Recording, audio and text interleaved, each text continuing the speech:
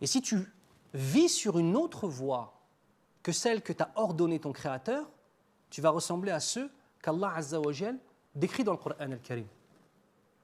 أَفَمَنْ يَمْشِي مُكِبًّا عَلَى وَجْهِهِ أَهْدَى أَمَّنْ يَمْشِي سَوِيًّا عَلَى صِرَاطٍ مُسْتَقِيمٍ.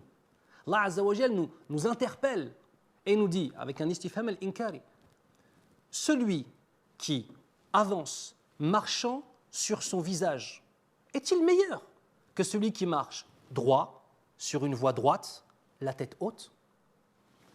Tout éloignement d'Allah Azza wa Jal ressemble à une personne qui marche sur son visage. Tout rapprochement de lui ressemble au fait d'avoir la tête haute. Et vous voyez encore une fois, la fierté d'être un musulman, pas la fierté de ton origine, pas la fierté de ton drapeau, pas la fierté de toutes ces choses-là. La première chose, le premier élément qui te donne une valeur, inna akramakum indallahi atqakum. Les plus nobles auprès d'Allah Azza wa Jal, ce sont les plus pieux d'entre vous. Voilà la réalité. Et plus je vais me rapprocher de cette réalité, où je comprends cette réalité divine avec mon imperfection humaine, et plus je vais m'élever. C'est par la reconnaissance de notre petitesse qu'Allah Azza wa Jal va nous donner de la grandeur. C'est ça la règle.